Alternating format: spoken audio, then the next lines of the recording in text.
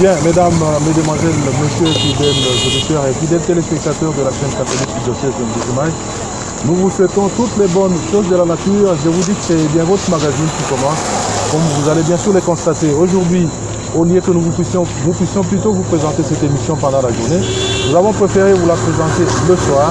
Le soir, pourquoi? Parce que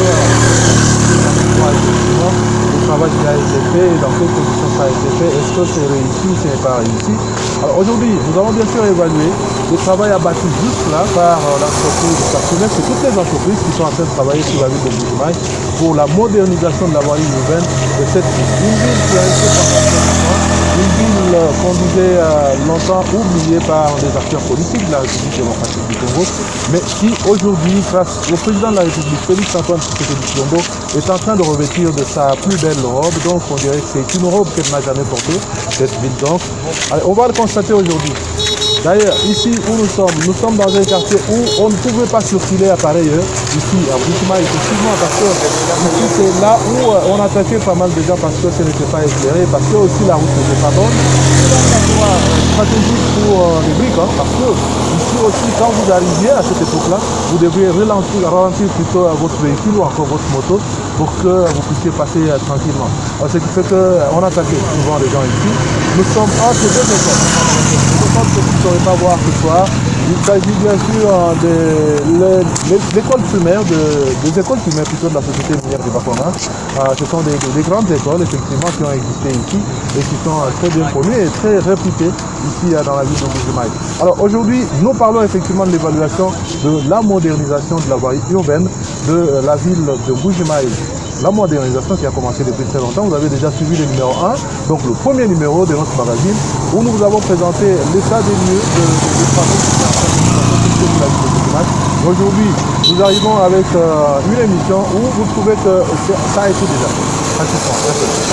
Nous allons comprendre combien de pourcentages ont été déjà exécutés depuis le début jusqu'à maintenant et quels sont les avenues qui restent à moderniser encore une fois de plus et ce qui est fait exactement. C'est cela que nous allons essayer de faire. Et pour parler de ça, nous allons recevoir ici, vous avez vu que nous sommes sur le terrain, nous allons recevoir l'ingénieur Jean-Félix qui est bien sûr de l'OVD qui va nous parler de tout ça.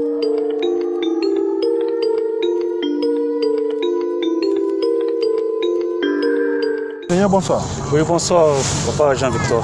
Voilà, nous sommes très heureux de vous recevoir aujourd'hui. C'est vrai que nous voir dans notre studio, à la radio, mais aujourd'hui nous avons préféré animer avec vous cette émission ici sur cette avenue. Je crois que vous allez nous donner vous avez la paroisse Saint-Firmin de Tchikicha. Nous sommes ici à Mbuji-Mayi plus exactement. Nous sommes dans les Kamouba. Tout le plaisir est pour nous de pouvoir vous recevoir ce soir. Merci. Dites-nous un peu, nous avons été avec vous lors du projet Chilégique. Oui, justement. Nous avons animé avec vous une grande émission qui est juste là, c'est une émission qui est très suivie.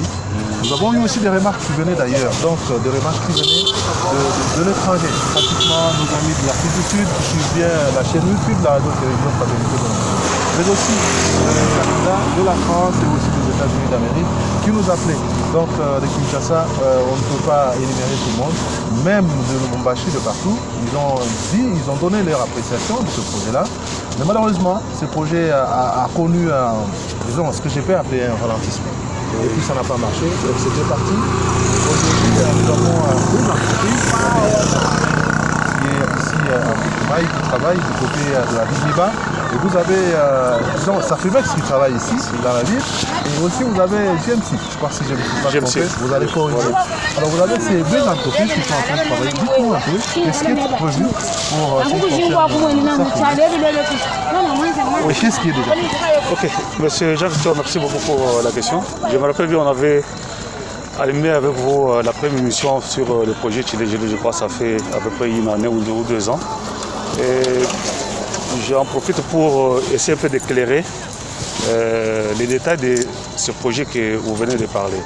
Donc, depuis que l'actuel chef de l'État, son excellence Félix Antoine Tshisekedi Tshilombo, comme nous le savons, il est vraiment soucieux du développement des infrastructures. Il avait initié des projets pour essayer d'améliorer l'état des routes dans la ville de Mbuji-Mayi. surtout la République, mais nous parlons de la ville de Mouvement parce que c'est ce qui nous concerne. Vous avez initié les premiers projets que nous avons appelés les projets qui concernaient 25 km sur la ville de Mouvement. Oui, et ce projet-là a été attribué à l'entreprise Y7, mais compte tenu de la lenteur dans l'exécution des travaux, nous avions dû résilier ces contrats-là avec l'entreprise Y7. Et l'entreprise avait déjà exécuté les travaux à la hauteur de plus ou moins 45%. 45% seulement? Oui. Avant que nous puissions résilier ce projet-là, le chef de l'État a initié encore un autre projet de réhabilitation de 35 km. Donc Tchilegelo avait 25 km. Le projet, il y a aussi un autre projet de 35 km pour faire un total de 70 km. Et celui-là, nous l'avions attribué à l'entreprise Safrimex. Je crois que la route sur laquelle nous sommes maintenant, c'est l'un des fruits, l'un des axes qui sont concernés par ce projet de Safrimex. Donc nous avons 25 km de Tchilegelo, 35 km de Safrimex, et puis il y a un autre projet de 14 km qui ont été aussi attribués par l'entreprise Johnny Matala Compagnie, James. Là, c'est 14 km. Et comme je viens de le dire, comme le projet Tchilegelo a boité un peu, c'est depuis le mois de janvier 2023 qu'on avait résilié ce projet-là. Et entre-temps, Safrimex continue avec les 35 km qui englobaient plus ou moins 15 avenues sur la ville de Mbuji-Mayi. Et résilier un contrat, c'est un processus. On a résilié et puis maintenant il fallait réattribuer ces travaux à une autre entreprise. Oui, pendant son temps, nous avons voulu confier les travaux à l'entreprise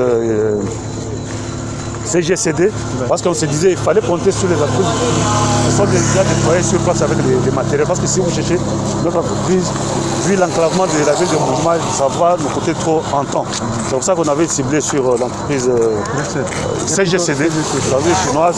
Mais en dernière minute, avant de finir le contrat, l'entreprise s'est rétractée parce que l'entreprise voudrait assez qu'on puisse lui donner des avances pour commencer. Tandis que la logique ou le mode de financement des projets que nous existons, c'est le mode PPP, donc partenariat public-privé.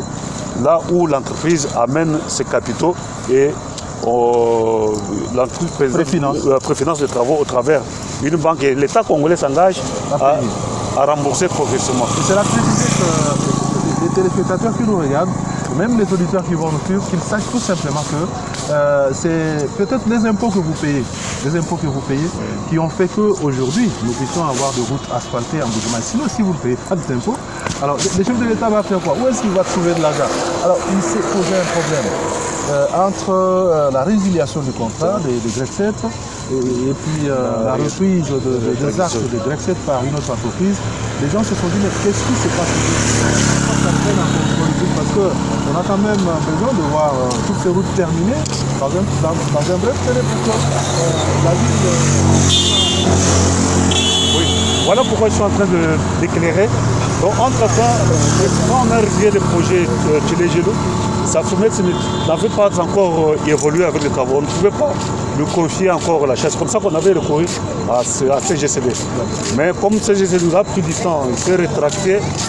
Et pendant ce temps, on a vu l'avancée de Safrimex. C'est pour ça que finalement, nous avons réattribué les 25 km de Tchilegelo à Safrimex. Safrimex nous fait pour le moment les 35 km plus les 25. 35 km plus 25, plus ça fait 70 km. 70 km. Vous estimez qu'ils vont le faire rapidement? Est-ce qu'ils ont une capacité? Oui, ce sont des projets différents. Les 35 km, nous l'évaluons au jour d'aujourd'hui à plus de 87% d'exécution.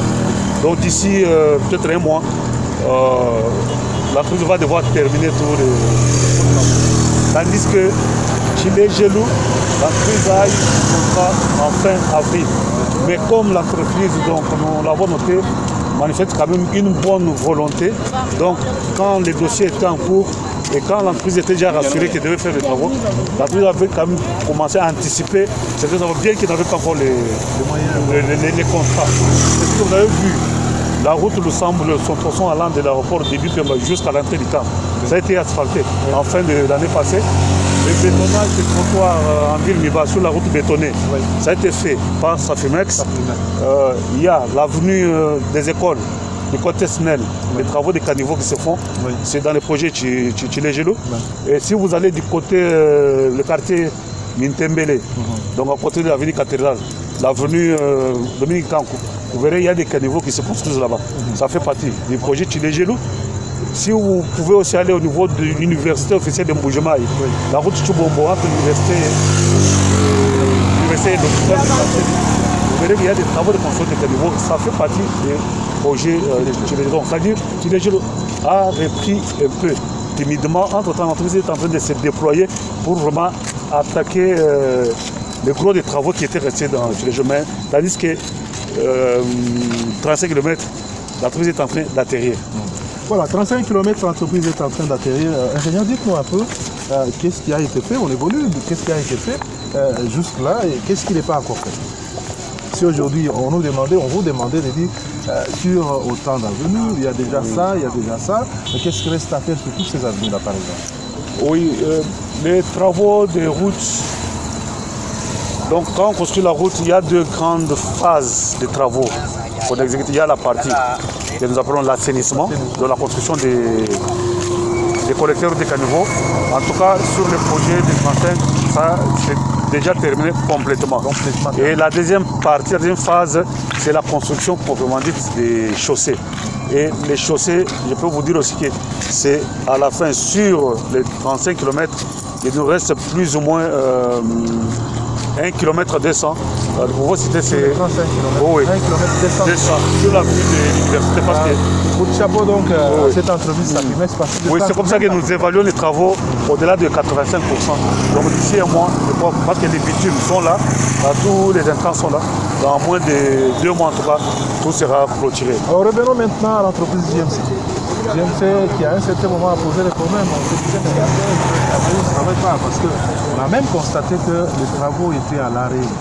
Ils ont arrêté à un certain moment. Est-ce que depuis qu'ils ont repris, vous sentez qu'ils ont vraiment la volonté d'aller vite pour déterminer sur les cas? Oui, Papa Jean-Victor, en tout cas de ce côté-là, le GMC, nous partageons aussi les soucis de toute la population.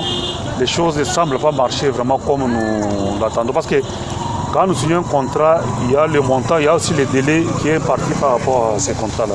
L'entreprise GMC a un contrat de 20 ou 21 mois. Au jour d'aujourd'hui, nous sommes déjà autour de 12 mois. Et quand nous évaluons les travaux faits, en tout cas, c'est encore en deçà de 50%, voire de 20%. Parce que l'entreprise a 14 km, ce n'est pas seulement la ville Miba. Dans les 14 km là, il y a plus ou moins 12 avenues dans la ville de Mboujemaï. Donc il y a des coins où ils n'ont pas encore touché, donc ils ne sont jamais manifestés. Donc ils ont commencé un peu en ville Miba sur les 2 avenues et un peu sur l'avenue Bémé, là on a fait les caniveaux. Et nous pensons que c'est une entreprise qui se respecte, qui sait respecter les contrats. Et de côté de l'entreprise, il y a des assurances qu'ils vont devoir terminer dans le temps, mais nous sommes en train d'observer. Ingénieur, il y a eu des mises en demeure adressées à cette entreprise.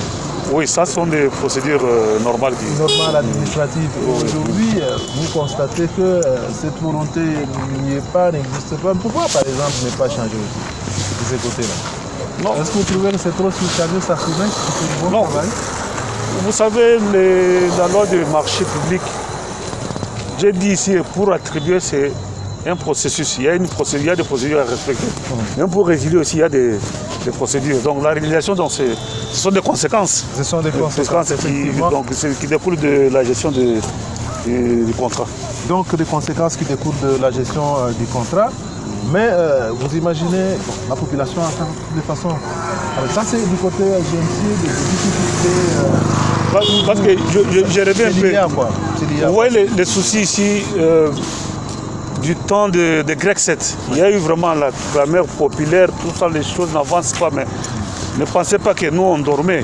Donc on faisait tout ce qu'il fallait faire et quand le moment était venu, on a arrêté les travaux. Et quand on a arrêté, bon, vous-même vous avez vu les conséquences. Il y a des travaux qui avaient été commencés mais qui ne sont pas achevés. Mais aujourd'hui, il y a des ouvrages qui sont en train de se dégrader. En tout cas, nous ne souhaitons pas tomber encore dans la même situation. situation. L'autre question, c'est par rapport à l'avenue qui passe devant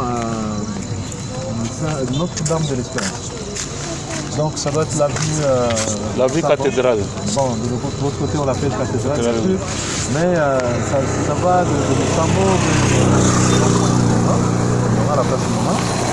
Oui. Cette avenue aujourd'hui est en train de se dégrader alors que tout était déjà fait. Et on se disait même que ça devait être la première avenue à être asphaltée par la petite Brexit. Alors, depuis que Safrimex a récupéré la situation, est-ce que vous ne trouvez pas qu'elle pouvait être privilégiée? Oui, je vous ai dit que l'entreprise Safrimex a repris le contrat en fin avril. Et tout ce qu'ils avaient ici, les engins, même les matériaux, c'était d'abord pour le contrat de 35 km. Donc juste le temps pour l'entreprise de commander maintenant les matériaux pour les nouvelles avenues. Parce qu'on ne pouvait pas laisser, comme là où nous sommes ici, pour attaquer d'abord la cathédrale qui est le projet qui vient de commencer maintenant. Donc ce que nous pouvons dire, c'est que la population, que les gens soient quand même un peu rassurants parce que ça fait que ça a déjà les choses en main. Voilà, il y a un moment où on doutait que ça va reprendre, mais maintenant en tout cas c'est un peu comme nous disons que d'ici peu, donc dans un mois, ça va terminer. On sait que ça va se plonger vraiment en plein projet TDG. Parlons maintenant de l'électrification des avenues qui ont été réhabilitées. C'est vrai que vous avez promis que toutes ces avenues devraient être disons, éclairées, comme on le voit d'ailleurs ici. C'est ce qui nous permet aujourd'hui de travailler pendant la nuit. Oui. Alors, il y a des entreprises, il y a des avenues qui ont été bien sûr réhabilitées ou modernisées par Brexit. Certaines avenues sont restées par Est-ce que l'entreprise Safrimex va s'occuper de ça?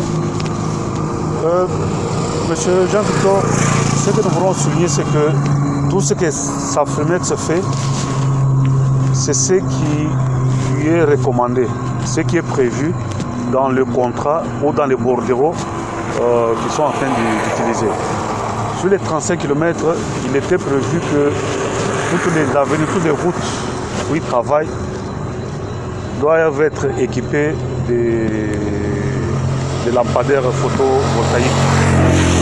Contrairement au projet Chilejero, ce n'était pas prévu. Quand nous avons prévu les lampadaires, disons-nous la vérité, nous avons grandi dans cette ville. Oui. On ne pensait pas avoir des lampadaires de qualité. Donc un tel confort sur nos routes. Donc ça nous stimule vraiment à améliorer sur d'autres projets à venir. Voilà, ingénieur, vous avez parlé de GMC, vous avez parlé de Safrimex, ce sont les grandes entreprises qui sont restées sur la ville de Mbujimaï, Brexit est parti. Mais la ville de Mbujimaï, on dirait que toutes les avenues ne pourront pas être terminées. Oui, dans les réseaux de la voirie de la ville de Mbujimaï, nous comptabilisons plus ou moins 260 km. 260. Des routes secondaires, primaires et secondaires. Ce sont des routes qui sont en notre gestion. Alors, je vous ai énuméré donc, le nombre de kilomètres que nous sommes en train de travailler. J'ai parlé de 25 plus 35, ça fait 70 plus 14. On est à 24. Et nous avons toujours des projets, et tout dépend des moyens. Donc dès que l'autorité, donc le gouvernement, provincial ou national, nous dit qu'il y a disponibilité des moyens, donc on attaque d'autres avenues. Donc le problème c'est que, comme vous venez de produire ici, cette ville, depuis qu'elle est vide, on n'a jamais de travaux. Donc il a suffi seulement d'une moindre volonté au sommet de l'État pour voir vraiment ce changement. Alors c'est pour ça que nous souhaitons que ça ne puisse pas se limiter. Donc tout ça c'est le fruit du premier mandat. Maintenant c'est le deuxième mandat qui commence. Nous espérons que les choses vont aller encore plus vite. Oui, nous pensons que le chef de l'État va suivre et puis ceux qui sont dans son entourage vont suivre cette émission. C'est vrai que Mbujimaï est vaste, c'est vrai, mais en fait un grand travail est déjà abattu. Il fallait commencer par quelque part. Oui, il continue à être encore abattu. Je crois que nous pouvons peut-être dire aussi que coup de chapeau à Mourvedi qui est en train de suivre ces travaux. Parce qu'on se rend compte que de l'autre côté, on ne badine pas.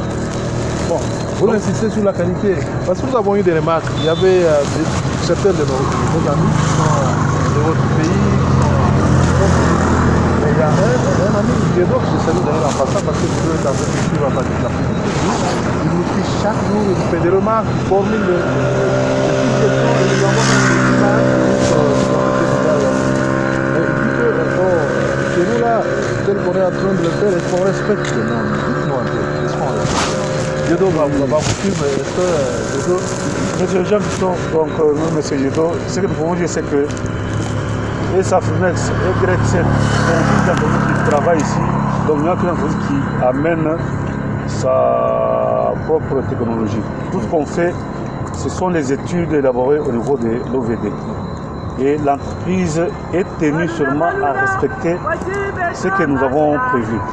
Raison pour laquelle nous ne travaillons pas seuls, nous travaillons avec, nous sommes associés avec les missions de contrôle. Il y a le BTC avec d'autres missions de contrôle qui nous accompagnent dans les contrôles de travaux. Et les contrôles, nous les faisons suivant la norme. Comme la route, nous faisons accompagner du laboratoire.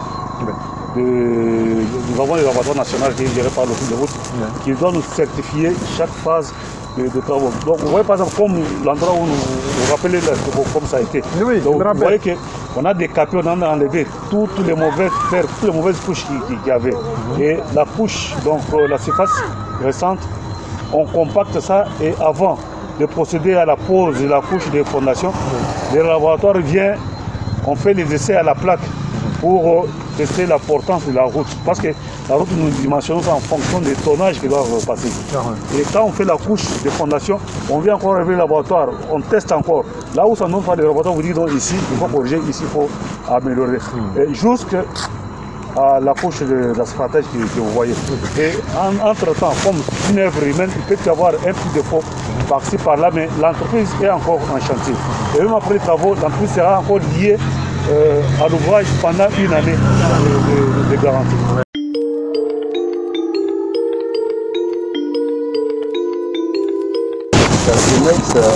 Une société qui demande à vous moi kwenza kwenda mwenzi kintu kishwashwala mukulele bitusangisha byose bizimwambe umudeza ncyanana weji mujumu bitusangisha bikole tujingane ye yatunguluka ni mujumu mone heba bwani bu bachipe tonga yuko gutete umwagala woti kujisanga jana ngwanya asi to byabone bizumutula nimishala mu Afrika gisida tujibanje kubanga kumona maye tapu pare tapu mutu twende pinje tubagilagala bama bakone basonga kibana bateka tabenda librement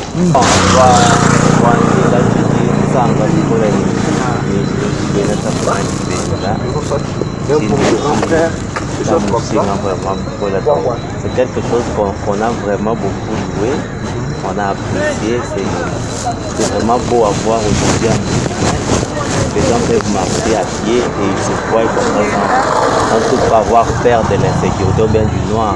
Oui, c'est aussi l'éclairage public parce que si on avait juste arrangé la route sans éclairage public, bon, on n'allait pas vraiment avoir de sens. Puisqu'on a arrangé la route et qu'on a mis l'éclairage public, donc c'est vraiment un avantage pour nous. Moi, je fais cette route à cette heure ici, je ne peux plus être dans ce garage ici, en disant que non, il y a vraiment de l'insécurité et les gens ont peur. Aujourd'hui, on voit des dames, on voit des jeunes sœurs qui, à 19h40, ils ont les luttes de se promener à pied sur cette route.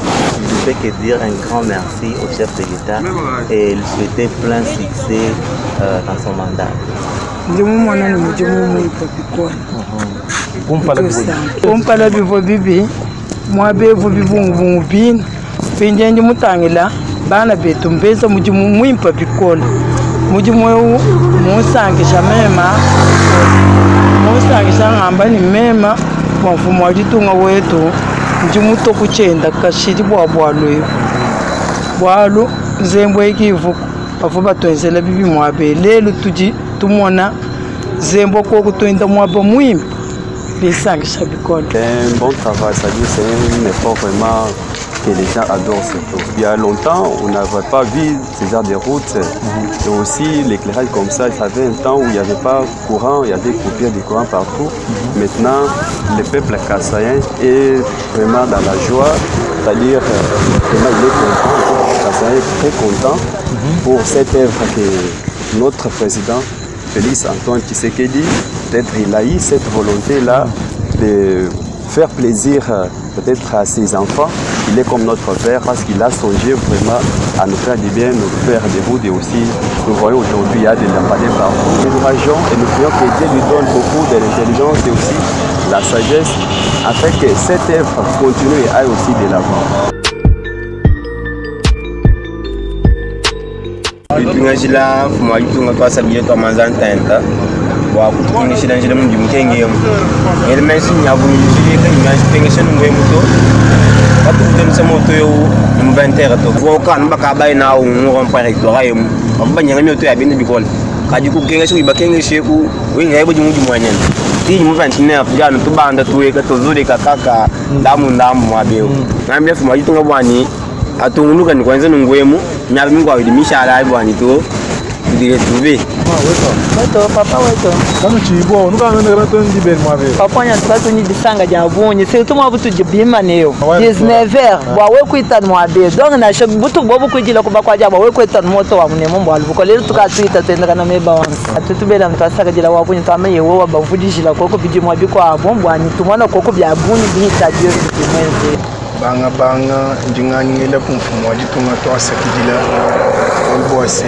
tujibomona ko kumijimu ijenza kamu chimenga chambujimai mikala ko kumimi nanga nanga mwabutu bima yine uno ngela ngongweyo mwabo kumikala très danger kumikala njo ya buni mwabo banyengela ngana myoto mwabo benzela na bibi kajilero ni jibeje nongoya bantu bajimunjila batula bawo kai ni kanemu konso ni nganyela kumfumo wajitunga tulomba kabiti kuti nzambi wa mujolo ni atamba kumulama kuni amweshi kumenshi mimpa ni chipuru kidi chimpa china chijako yetu nongoya nzambi wa mujolo atulamina koko nende.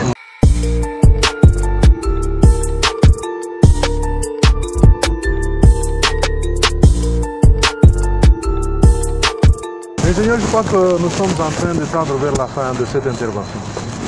Je crois que toutes les questions ont été abordées. Ceux qui doutaient, je crois qu'ils ont vu que Mbujima est en train de se moderniser petit à petit. Il ne faudrait pas qu'on fasse tout en un jour. Je crois que c'est petit à petit que Mbujima est en train de se moderniser, en train de porter sa plus belle robe. La robe qu'elle n'a jamais portée. Je reprends encore ça et c'est grâce au chef de l'État, Félix Antoine Tshisekedi. Et c'est aussi parce que vous, population, vous avez compris qu'il faut payer les impôts. Parce que si vous ne payez pas les impôts, si vous ne payez pas des taxes, il n'y aura rien. Le gouvernement n'aura pas d'argent pour pouvoir réaliser ce que vous êtes en train de voir. Donc, nous espérons que ça va continuer et que Mbujima va se transformer davantage pendant les 5 prochaines années. Parce que nous avons déjà consommé quelques mois, il ne reste plus beaucoup de mois sur la première année du second mandat du chef de l'État. Mais je sais que l'OVD joue un grand rôle. Donc, ici, sur la ville de Mbujima, l'OVD joue un grand rôle. Je voudrais que la population comprenne le rôle que l'OVD joue. Parce que beaucoup sont ceux-là qui ne comprennent pas ce que l'OVD est en train de faire. Donc, on voit seulement peut-être les entreprises qui sont venues et qui ont gagné le marché et qui travaillent. Effectivement, c'est l'État congolais qui fait que ces entreprises-là arrivent. Mais quelle est la part? Parce qu'il y a des gens qui ne comprennent pas. Des gens qui juste là ne comprennent pas. Merci beaucoup pour la question. Il y a beaucoup de confusion. La population des gens confondent ou comparent souvent nos VD avec les entreprises qui viennent travailler. Mais ils ne savent pas que ces entreprises travaillent sous tutelle et sous la supervision de l'OVD. C'est l'OVD qui est le maître d'ouvrage délégué sur la voirie urbaine. Le maître d'ouvrage, c'est le gouvernement congolais, mais donc sur la voirie, mais c'est l'OVD qui est le maître d'ouvrage. Donc c'est l'OVD qui est le responsable des études, donc les cahiers des charges, tout, c'est l'OVD et la supervision des travaux. Donc tout ce qui s'est fait, l'entreprise n'amène rien en termes, je ne sais pas, c'est pas technique, technologie, tout ça, technologie. L'entreprise n'explique que le cahier des charges que nous, l'OVD, nous avons élaboré. Mais il faut que nos frères comprennent. Même à la phase des études, quand nous tournons dans la ville ici avec nos appareils, avec des métiers, des voleurs, tout ça. Oui. Là, on contrôle les travaux, c'est des voleurs. Et quand on veut dire amener Grec 7, on veut dire voleurs. Alors que ce n'était pas un problème. On veut dire amener Saturnet. Maintenant, c'est Saturnet qui fait tout. Il faut chasser l'OVD. En tout cas, il faut que les gens comprennent que tout ce que. Parce que l'OVD a le mandat de faire et de faire. Donc l'OVD a aussi la capacité de prendre les moyens du gouvernement ou d'un tierce bailleur de fonds, exécuter les travaux, soit faire exécuter comme c'est le cas avec les entreprises. Donc les lampadaires que vous voyez ici, c'est l'OVD qui a dit que cette avenue mettait, je donne un exemple, 50 lampadaires. Si l'atelier met 40, c'est l'OVD qui paye. L'OVD va payer 40. Si l'atelier a mal travaillé, l'OVD ici corrige, sinon on ne réceptionne pas. Nous avons dit que l'entreprise préfinance les travaux et se fait rembourser. Pour se faire rembourser, c'est après certification des travaux exécutés. C'est l'OVD qui certifie et qui donne le go pour que l'entreprise soit remise dans ses droits. Donc, il ne faut pas comparer. Donc, l'OVD comme les parents, vous voyez l'OVD, ça fait l'IGMC, tout ça. Donc, il n'y a pas vraiment de confusion de ce côté-là. Voilà, ingénieur, on a constaté d'ailleurs, j'ai vu beaucoup de gens regretter. Cette fois, quand nous venions avec notre ami Herbert Chibandangandou, notre caméraman, il est les grands techniciens de ces magazines.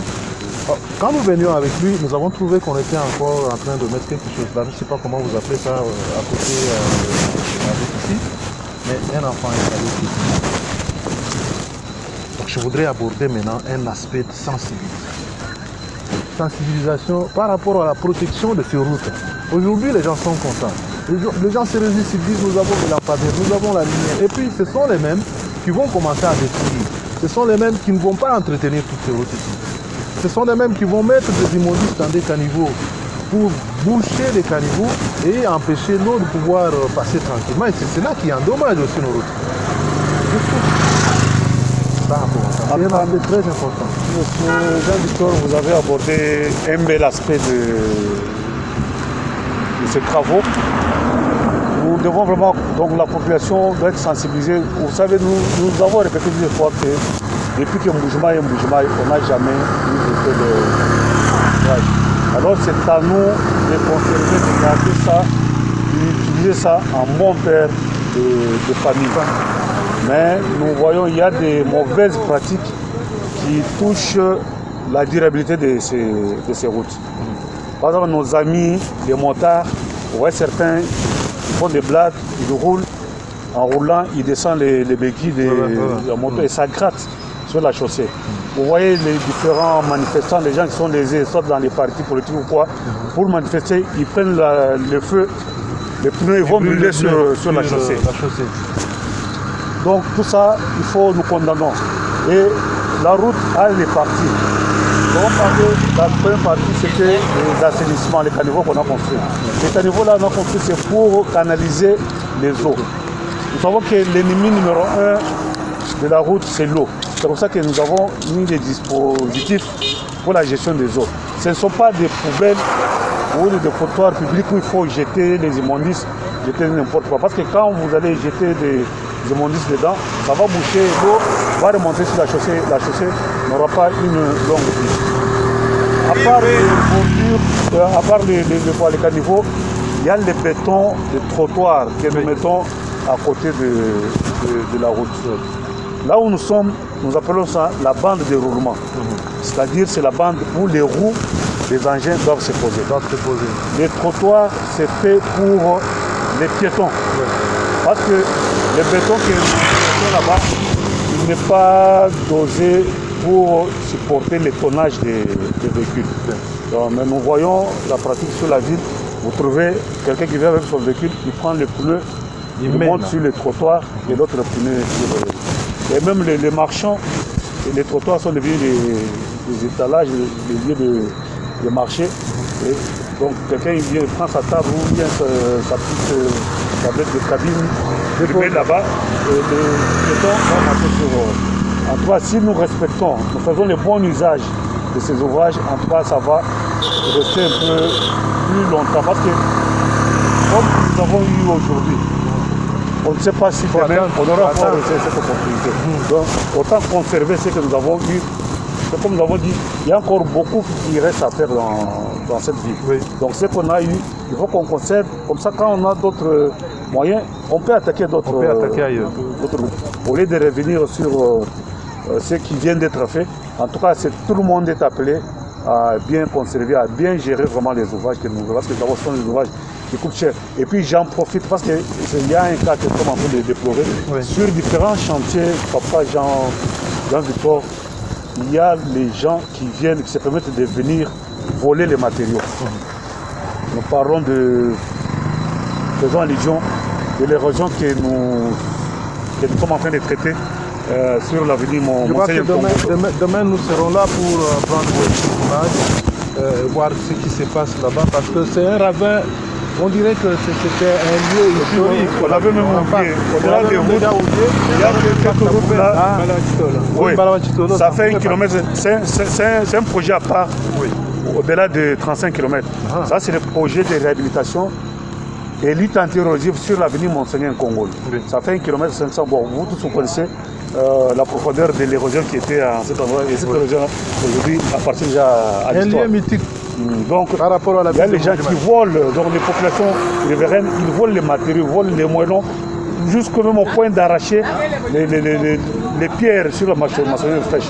Donc, ce sont des cas que nous avons palpés sur la ville. Après, il faut vraiment décourager cela. Très important, je crois que, mesdames, mesdemoiselles, messieurs, vous avez suivi. C'est important que nous puissions protéger ce que nous avons eu. Parce que nous ne savons pas quand est-ce que nous aurons encore ça. C'est vrai qu'aujourd'hui nous le disons parce que nous avons un fils de cette province au sommet de l'État et ça se fait. Mais quand est-ce que ça va être encore réalisé?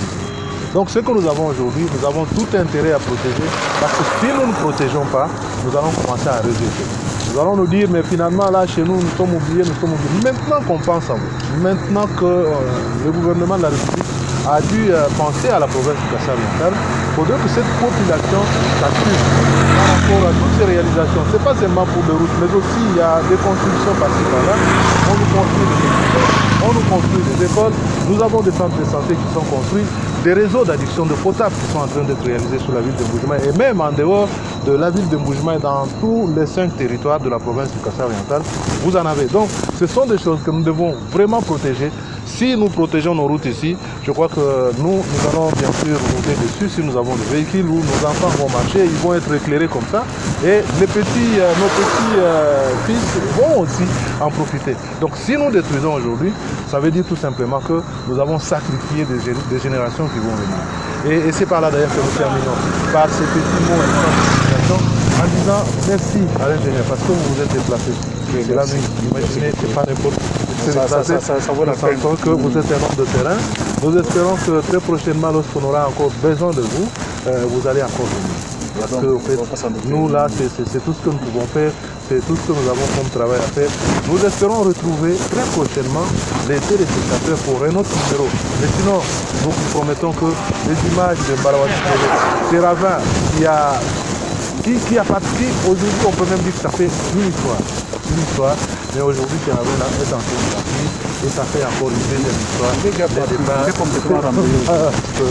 On en parlera très prochainement dans un autre numéro de Mbarawati. Merci.